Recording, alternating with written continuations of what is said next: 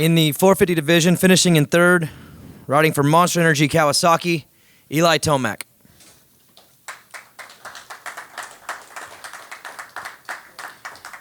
Finishing in second, riding for Red Bull KTM, Marvin Muscan.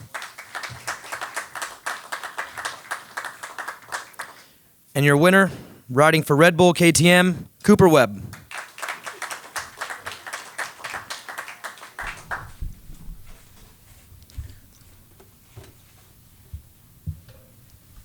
Congrats, guys. In the traditional format, you do 20 minutes plus 1 for the main event. Tonight, 36 plus 3. Physically, how are you feeling? I mean, all 3 main events mattered, unlike a heat race that you can kind of get yourself through. But, I mean, almost double the amount of time you're on the track in a points-paying position. Physically, how do you feel? Eli? It's a lot of laps, like you said, and in those 3 starts with everyone is pretty intense. I just call it that. Is just intense and gnarly. Like all the best guys going at once 3 times. So I like the 12 minutes. Throughout the 3. Unlike last year with that little bit shorter one and the longer one. So the 3 12s are good. Overall it seemed like it went okay. Marvin. Yeah, I agree.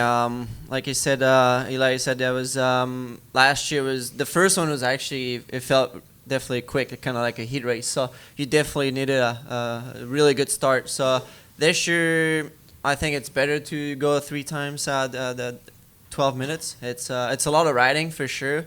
But yeah, surprisingly, I felt actually better riding than when I was off the track.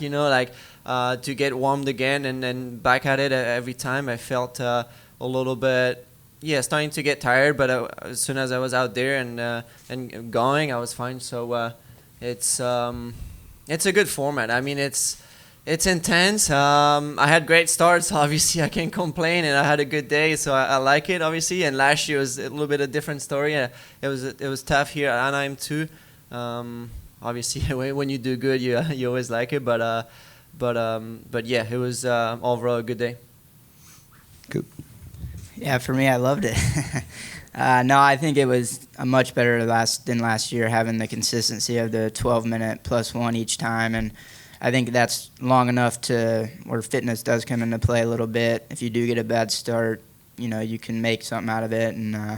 But it's tough, like Eli said, to, go out there and basically do a little less than a main event and then turn around and have to regroup and go back out there again and then a third time. So I think that's the hardest part, whether you have a good one or a bad one, to be able to regroup and, go fix whatever happens. So, but yeah, I think the consistency of them all being the same was good, and felt like the track was a lot better this year than last year. I think it was, to me, this one was pretty technical. So, yeah, it was cool to do it. Working for Olaf Tode, working for a newspaper in Germany, DLZ. Cooper, you had a bad crash last year. You had a bad crash at Santiago Supercross with Roxon. Describe the feeling when you passed him so close to the finish line. Yeah, it was cool, and for me, I mean, whether you want to count it as a main or not, that was my first win to that point. So.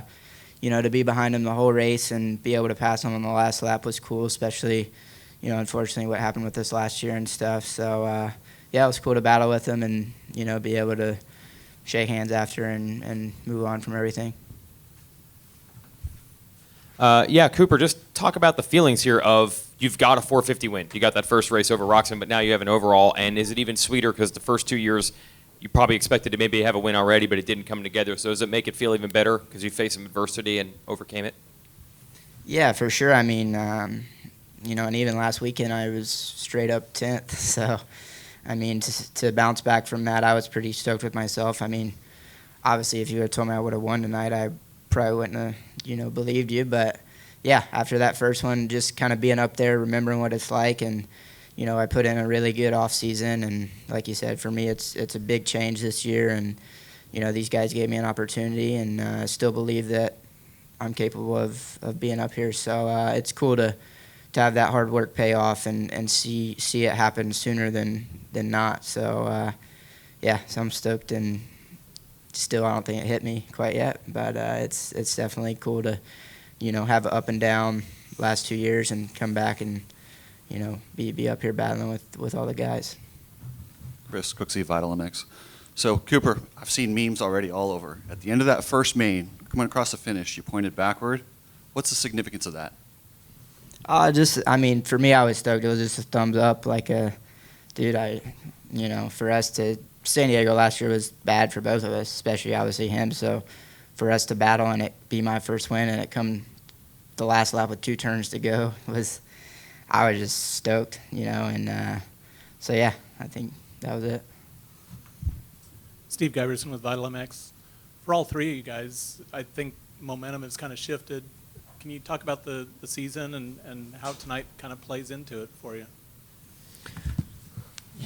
Sorry. Yeah, I mean it's a crazy championship when you see all 3 different winners and a lot of different guys on the podiums for 3 rounds. I mean, it shows you how tough the competition is, and it's good for for the industry, for the fans, and it's a good show. So 3 different races from A1, Phoenix, and A2, different condition, different tracks, but the tracks has been actually really good. I mean, I feel like they really work on getting tracks more technical and longer too. Try to get closer to like a little bit over 50 to 1 minute lap times, which is good. I mean, when we race 20 minutes, we don't want to do like 26 or 27 laps like last year. So I think they really work on that. So yeah, I'm pretty happy about that. Yeah, it's just the 3 races have been so different, and like no one's really like been the guy every round. So in a way, it's good, and for us, like we're way ahead of where we were last year. So just keep trucking along. Yeah, like they said, the 3 different tracks has been cool. I think it's cool to show up on race day and have new concepts to kind of look at. Obviously, the mud at A1 really, really hard last weekend, and tonight was ruddy and hard to just hit your lines every lap. So hopefully they keep it going. I think the tracks have been really good this year, but it's crazy. I mean, I think everybody wanted 3 different winners and this for a championship. So we'll see how it goes, I guess.